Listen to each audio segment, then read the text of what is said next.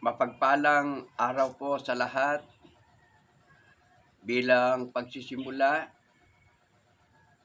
kailangan po natin na pag-aralan ang mga salita ng Panginoong Diyos na Kanyang ipinasulat sa mga banal na kasulatan. Kailangan po sa panahon natin ngayon, meron tayong nalalapitan, lalo na po sa panahon na matindi ang mga pagsubok, mga iba't ibang uri ng problema sa ating kapanahunan. Tayo po ay lalapit sa ating Panginoong Diyos. Ngayon, ano po ang pahayag ng salita ng Panginoon? Pakinggan po natin ang pahayag dito sa Roma 10. Atin pong unawain, namnamin ang sinalita ng ating Panginoon. Roma 10. Magpasimula po tayo sa 14. Paano nga silang magsisitawag doon sa hindi nila sinasampalatayanan? At paano sila magsisisampalataya sa Kanya na hindi nila napakinggan? At paano silang mga kikinig na walang tagapangaral? Ayon po sa aking binasa, mga kapatid, ang pahayag sa atin, paano silang magsisitawag doon sa hindi nila sinasampalatayanan? Paano nga naman ang tao lalapit, tatawag, mananalangin kung hindi sila sumasampalataya? At paano silang magsisisampalataya na wala silang napakinggan? Kaya mahalaga na meron po tayong maririnig na mga salita ng Panginoong Diyos para tumubo ang pananampalataya. At ang pahayag dito, paano silang mga kikinig na walang tagapangaral? Kailangan po pala merong magtuturo, merong mangangaral. Kaya sa pagkakataong ito, atin pong ibinabahagi ang mga salita ng ating Panginoong Diyos para ang sino mang makapakinig, makasubaybay sa mga aral ng ating Panginoon, tutubo ang pananampalataya. Ituloy po natin sa 15. At paano silang magsisipangaral kung hindi sila mga sinugo? Anong pagkaganda niyong nagdadala, niyong masasayang balita ng mga bagay na mabuti? Kaya ang sabi ni Apostol Pablo, paano silang magsisipangaral kung hindi sila mga sinugo, kung hindi sila mga inutusan ng Panginoon? Kaya mahalaga na ang tao, ang kanyang mapapakinggan ay ang mga inutusan, mga isinugo ng ating Panginoong Diyos. Ang mga taong isinugo ng Panginoong Diyos, ito ang makapagtuturo ng dalisay, ng wastong mga aral ng ating Panginoong Diyos na dapat sampalatayanan, na dapat tanggapin ng tao. Halimbawa, sa mga nagtatrabaho dito sa pansanlibutan, halimbawa, teacher, paano nga tatanggapin ng DepEd kung hindi lisensyado ang mga guro na mag-a-apply? Paano sila mangongontrata ng mga construction kung hindi sila engineer?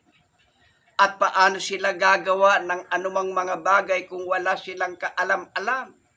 Kaya ang tinatanggap sa anumang uri ng trabaho, mga kapatid, ay yung merong kaalaman. Gayon din sa espiritual na mga bagay. Ang makapagtuturo, makapaghahayag, makapangangaral, walang iba kundi ang mga isinusugo ng ating Panginoong Diyos.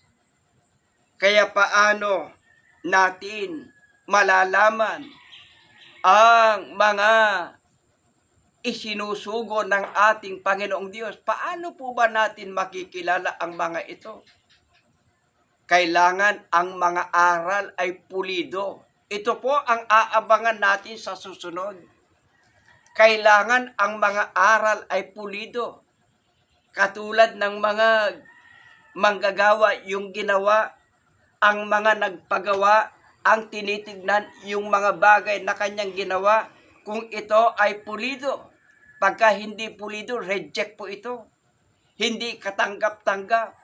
Lalo na sa ating Panginoong Diyos, ang kanyang gagamitin sa panahon natin ngayon, sa mga panahon ng nagdaan o sa panahon pang darating ay yung mga pulidong gumagawa, yung mga pulido kung magtrabaho, mga pulido kung mangaral ng salita ng Panginoong Diyos.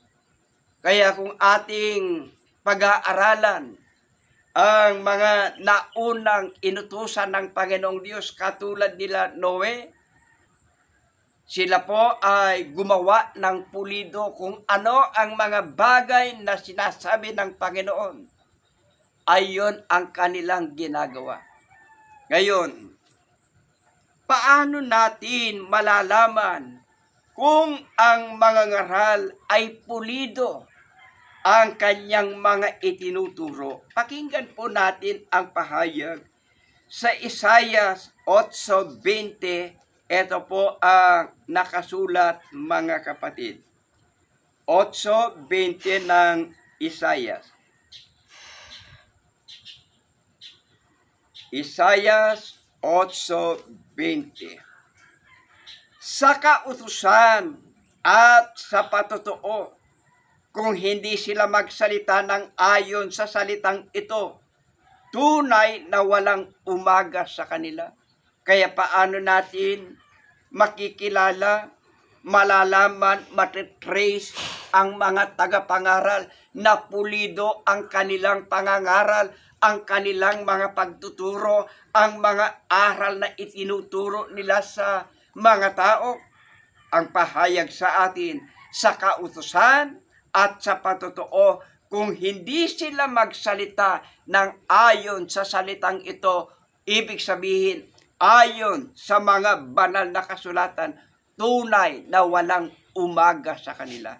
Ibig sabihin, walang katotohanan sa kanila. Ano ang kasamaan kung wala sa katotohanan? Ano ang kahulugan nun? Pakinggan po natin sa Mateo 15:9. Ito ang nakasulat, mga kapatid. Mateo 15:9. Kung ano ang kasamaan pagka wala sa kautusan, hindi pulido ang mga aral na naituturo ng mga nagpapakilalang mga mangangaral. Pakinggan po natin ang pahayag sa 15:9 ng Mateo. Datapwat walang kabuluhan ang pagsamba nila sa akin na nagtuturo ng kanilang pinakaaral, ang mga utos ng mga tao. Wala pong kabuluhan. Alin ang walang kabuluhan? Yung mga pagsamba, yung mga paglapit nila sa Panginoon. Bakit? Sapagkat ang kanilang naituturo ng mga tagapangaral na nagsisipagturo sa kanila, mga aral ng tao. Paano yung kanilang sakripisyo? Pakinggan po natin sa Colosas 2:22 hanggang 23. Ito po ang pahayag sa atin. 2:22 hanggang 23. Ang lahat ng mga bagay na ito ay magagamit, ay mga sisira sa paggamit ayon sa mga aral at mga utos ng mga tao, ang mga bagay na iyay katotohanang merong anyo ng karunungan sa pagsambang kusa at sa pagpapakababa at sa pagpapakahirap sa katawan, ngunit walang anumang kabuluhan laban sa ikalalayaw ng laman. Wala pong kabuluhan. Hindi katanggap-tanggap sa ating Panginoong Diyos. Kaya mahalaga na ang ating mapapakinggan para yung paglapit, yung ating mga pagsamba sa Panginoon ay katanggap-tanggap yung mga sakripisyo natin. Kailangan mga tunay na tagapangaral. Makikilala po natin ang mga tunay na tagapangaral ayon sa kautusan at sa mga patutuo. Kailangan pulido po. Kailangan pulido ang pagtuturo o ang kanilang ginagawang pangangaral. Hindi sila magtuturo ng mga kamalian. Kaya mga magulang, mga kapatid, mga giliw po naming taga-subaybay, hinihiling ko po sa lahat na ating subaybayan ang mga salita ng Panginoong Diyos na ipinahahayag sa channel na ito.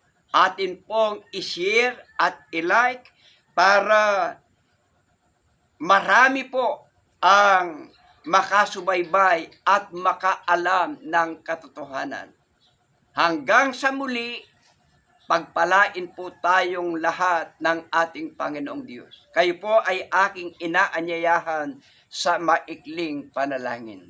Salamat po ng marami, Panginoon, sa kaunting oras na ibahagi po ang iyong mga salita. Sa mga susunod, Panginoon, aalamin po namin ang mga pulidong aral upang ang aming mga paglapit, mga pagdaing, mga pagsamba maging katanggap sa iyong banal na harapan. Pagpalain mo po lahat ng mga sumusubaybay, ng lahat ng makakapanood, makakarinig ng iyong mga salita. Ikaw po ang magpala, ikaw po ang magpagaling sa lahat ng mga may karamdaman. Itulot mo po ang kapayapaan ay sumaaming lahat. Ang lahat ng ito'y aming hinihiling sa pangalan po ng aming Panginoong Hesus. Amen. Amen.